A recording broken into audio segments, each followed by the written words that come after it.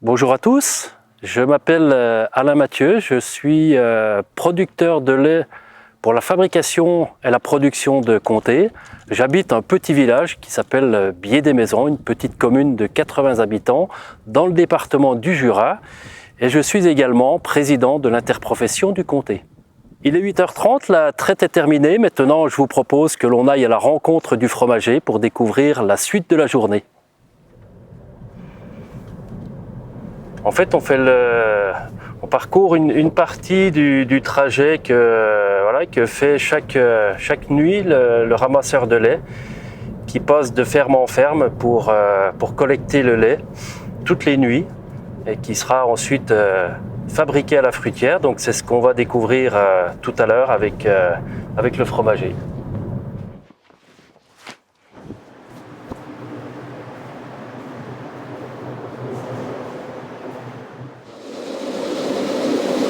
La fruitière de Montrivelle, c'est 37 fermes qui s'unissent pour valoriser leur lait en comté.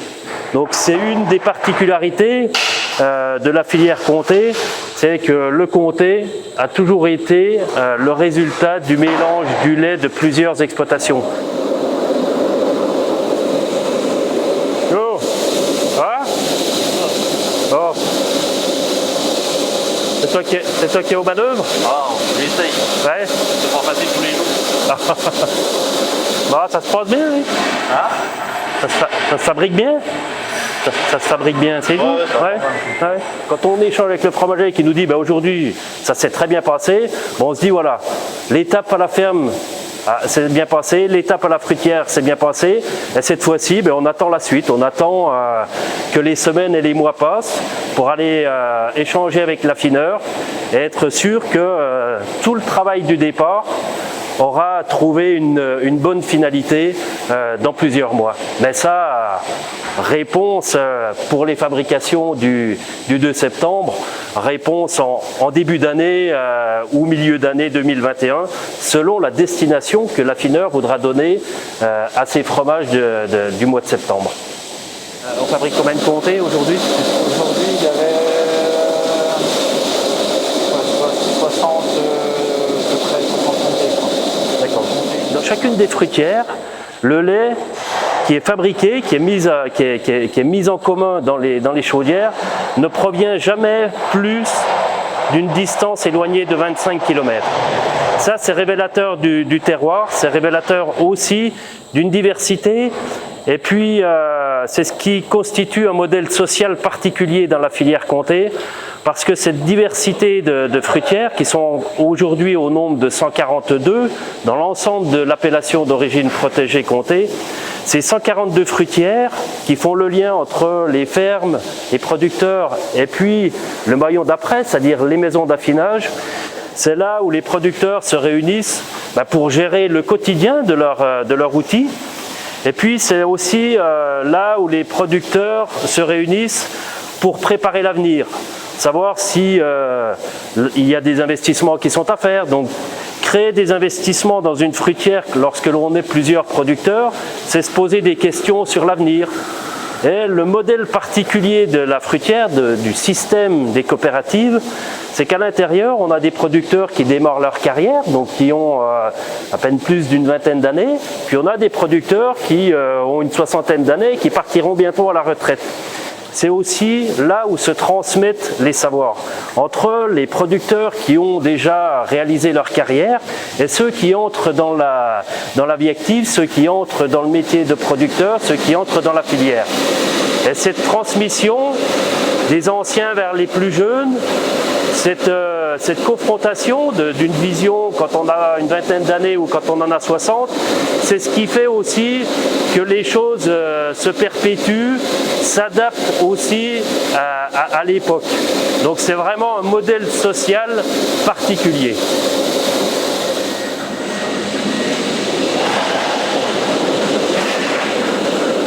Le geste fort du fromager avec la main dans la cuve au moment du décaillage, c'est à ce moment-là que le ressenti du fromager s'exprime. Le coup de patte du fromager, c'est à ce moment-là qu'on va le retrouver après. Dans la transmission des savoir-faire, c'est là où aussi, entre fromagers, on échange, on partage, parce que le toucher du cahier, ben évidemment, ça s'apprend un petit peu, mais ça se vit surtout. Si on considère qu'une meule de comté pèse 40 kg et qu'une vache montbéliarde produit 20 litres de lait par jour, ça veut dire que pour produire les 12 meules de comté qui vont sortir de cette cuve ici, bon, on aura un peu plus de 200 vaches qui auront produit et mélangé leur lait ici, provenant de plusieurs exploitations. L'affineur qui aura un client satisfait, vous j'espère, permettra de rémunérer la fruitière qui en cascade rémunérera aussi les producteurs de lait. Et en fait, la rémunération des producteurs de lait, donc ma rémunération à moi sur le travail que j'ai fait sur ma ferme aujourd'hui, elle sera connue lorsque la meule aura atteint son optimum dans l'affinage. Et c'est pour ça que notre engagement à nous, producteurs, eh bien, il va jusqu'à vous. C'est-à-dire que nous, notre réussite, c'est votre satisfaction, et votre satisfaction, c'est notre rémunération.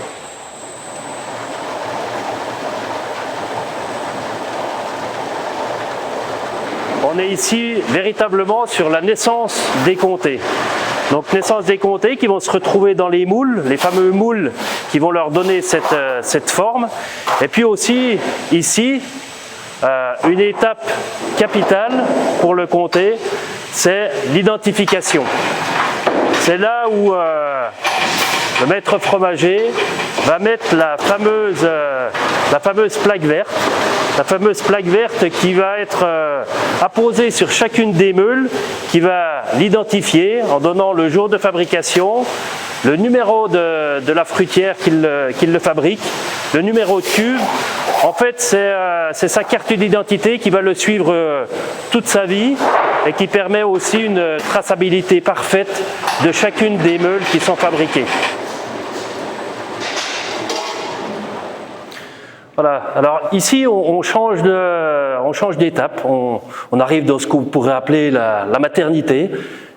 Donc on découvre les comtés qui ont été identifiés, comme on l'a vu tout à l'heure, on retrouve la plaque verte avec voilà, le jour de fabrication. Donc ici on a les comtés de la veille, donc les comtés d'hier, 1er septembre, qui ont été démoulés ce matin.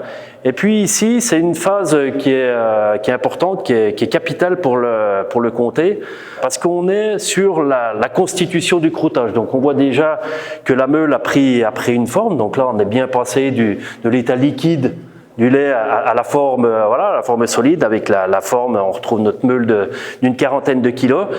Et ici, ce qui incombe à cette étape, c'est ce qu'on appelle la prise de sel. Donc ici, les meules vont être salées au sel fin, frottées à la main et retournées plusieurs fois avant de passer à l'étape suivante, qui sera la mise en cave.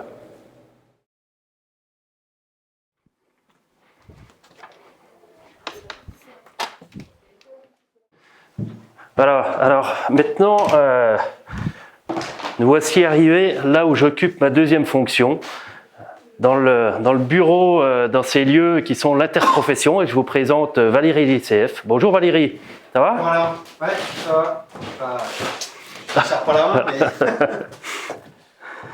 Alors lorsque j'arrive dans ce lieu, je quitte complètement ma fonction de producteur de lait, je quitte ma ferme, je quitte la fruitière, et puis voilà, je m'imprègne de la fonction et j'entre dans ma fonction de président, de représentant de l'interprofession.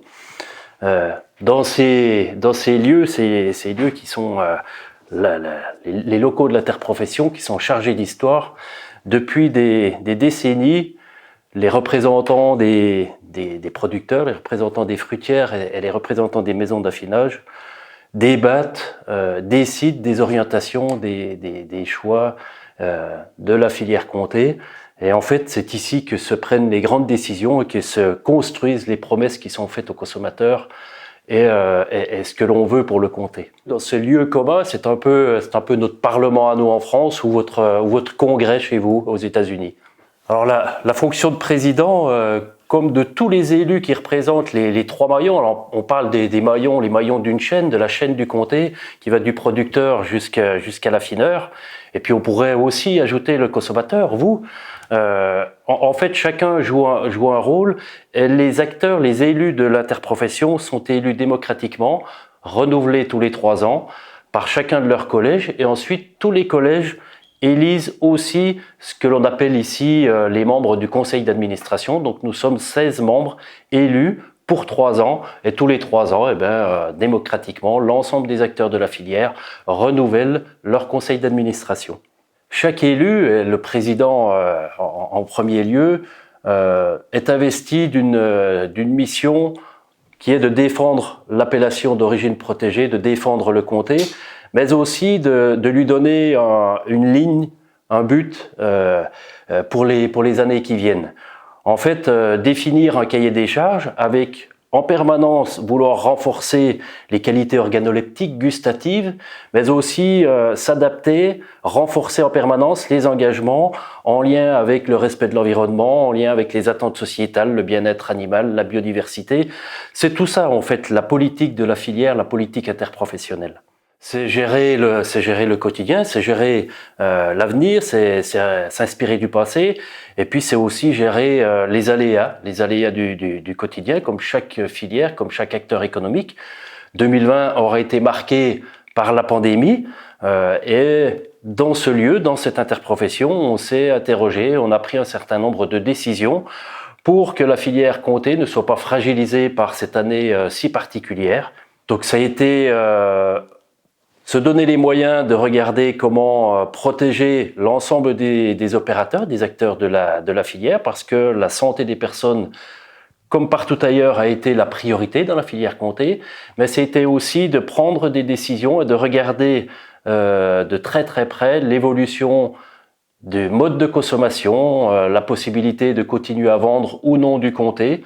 Et tout ça permettait de pouvoir adapter aussi la politique de la filière pour savoir si les consommateurs allaient continuer à consommer du comté comme à leur habitude. Donc tous ces éléments-là ont été partagés et continuent à être partagés au sein de la filière. C'est une journée particulière puisque dans quelques jours, dans 2 semaines, ici à Bié-des-Maisons, dans ce petit village de 80 habitants, passera une étape du Tour de France. Alors une étape 100% jurassienne, donc pour nous c'est un grand moment pour le village et pour la profession agricole aussi et pour la filière, puisqu'on va réaliser une fresque. Alors une fresque qui fera plus de 120 mètres de long, une 60aine de mètres de large, et qui mettra en valeur notre territoire en dessinant les contours de notre département, le Jura, et puis à l'intérieur, évidemment, le comté qui sera symbolisé par une Montbéliarde et puis par une meule de comté. La fresque sera prise en photo aérienne par les hélicoptères et retransmise partout dans le monde, là où les chaînes retransmettent le Tour de France. Bon, c'est l'heure de la pause. Ouais. La pause, c'est de voir si les produits qu'on met en avant, c'est-à-dire le vin jaune et le comté, le méritent. Donc on va aller les goûter. Combien sommes-nous alors? 18. Je crois que tout le monde l'a bien mérité. Donc voilà, je ne sais pas ce que donnera le résultat final, mais le début est prometteur déjà. Voilà.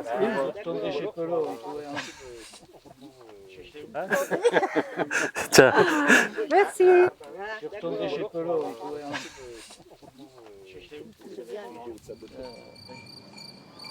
Alors changement de tenue, maintenant je retrouve mon métier de producteur. Parce que tous les jours, quand on est producteur de lait à comté, eh bien on rend visite à ces animaux, et cette rencontre entre les animaux, entre nos Montbéliardes et le territoire, c'est aussi un aménageur du territoire qui garde des paysages ouverts. Alors vous pouvez voir ici Une vallée alors de chaque côté qui est occupée par des forêts, par le bois, qui est aussi une activité économique dans notre massif du Jura. Et puis l'agriculture. Et l'agriculture, elle est façonnée par les règles qui régissent l'appellation d'origine protégée. Le travail quotidien lorsqu'on est producteur, c'est d'aller au contact des animaux pour voir si tout se passe bien. Et puis c'est ce qui entretient aussi ce lien étroit, je dirais presque intime, entre la vache et l'animal.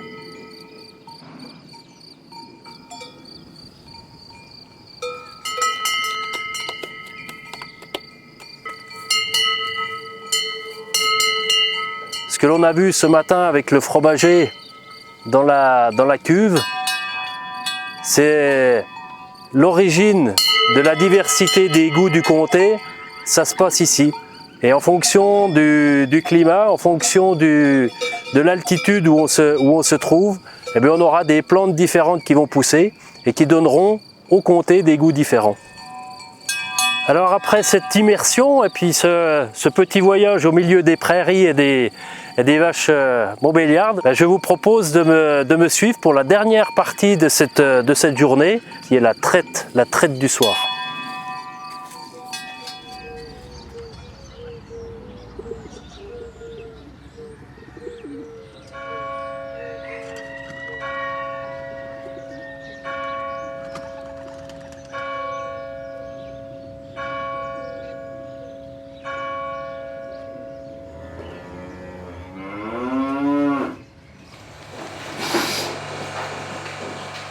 Donc la traite, c'est toujours un moment important, le matin comme le soir, à heure régulière, tous les jours, toute l'année. Ouais, le métier de producteur, je ne me suis jamais d'ailleurs posé la question pour savoir si j'aurais fait autre chose. J'ai baigné dedans depuis tout petit, depuis toujours d'ailleurs. Et puis je regrette pas. Ce soir, on traira 88 vaches. La production varie un petit peu chaque jour pour les vaches. En moyenne, on peut considérer que sur notre ferme, on produit à peu près 1800 litres de lait par jour. Si on traduit ça en nombre de meules de comté, ça fait entre 3 et 4 meules de comté par jour. Mais c'est une fausse interprétation puisque il n'y a pas de comté fermier. Le comté est forcément fabriqué avec notre lait qui sera mélangé au lait de nos autres collègues une fois arrivé à la fruitière.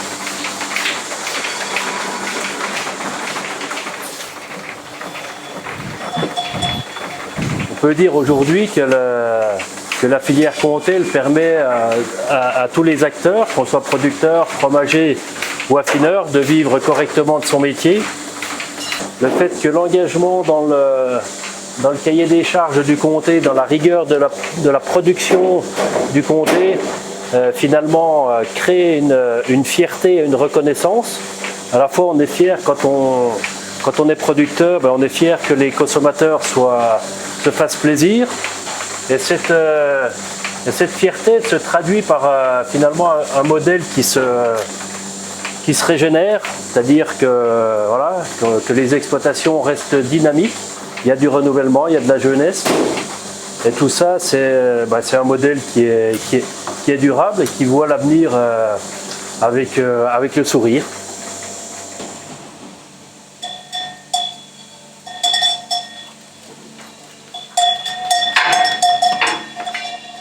Au fil des générations, ce modèle social particulier, cet engagement collectif, cette confrontation d'idées a consolidé finalement une idée d'une image, d'une filière qui se veut collective, qui se veut transmissible, c'est-à-dire sur un système de fruitière avec un modèle économique qui se transmet de génération en génération.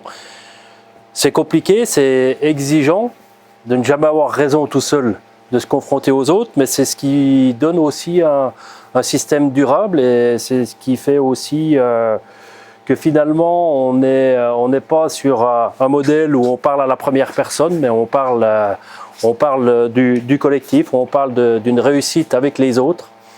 Et quand la réussite est là, eh ben on réussit ensemble. Quand il y a des moments plus difficiles, eh ben on trouve les solutions ensemble aussi. Et c'est tout ça qui fait que la filière comté, elle dure, elle crée de la fierté sur un territoire. La fierté, on l'a vu aujourd'hui, j'ai essayé de vous la faire partager aussi à la coopérative, dans la filière, autour de la fresque, où il n'y a pas uniquement que des producteurs, que des fromagers, que des affineurs qui sont fiers du comté sur un territoire, mais il y a aussi il y a un géomètre, il y a des gens qui sont en retraite, il y a des gens qui ne sont pas du milieu et qui parlent du comté parce que le comté fait partie du territoire, fait partie du paysage, un petit peu comme un patrimoine collectif.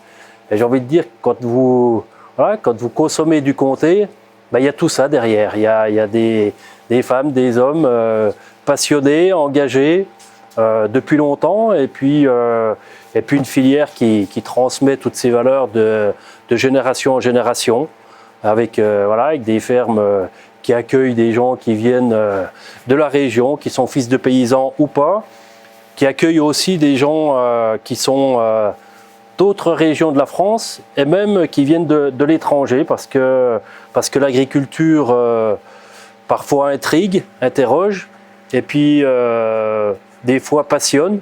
Et on a aussi des gens qui changent de métier, qui veulent s'engager dans l'agriculture, dans ce métier qui n'est pas un métier comme les autres. C'est un métier qui produit de l'alimentation.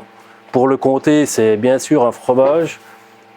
C'est modestement un fromage qui va au-delà d'un produit alimentaire. Ce sont des valeurs, c'est un paysage, des territoires préservés, ce sont des emplois nombreux, des fermes qui occupent tout le territoire et qui conservent un paysage ouvert, comme on l'a vu cet après-midi dans la prairie.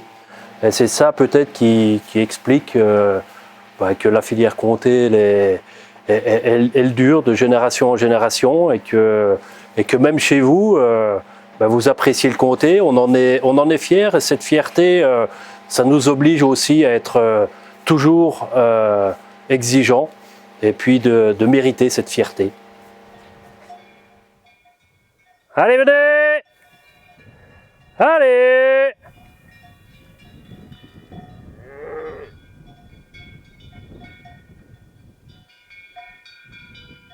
Voilà, la traite est terminée, la journée des vaches se termine, la mienne aussi. J'espère que ce voyage au pays du comté vous aura permis d'en savoir plus sur le comté, de découvrir ses différentes facettes. Pour moi, c'était un plaisir de partager ces moments avec vous.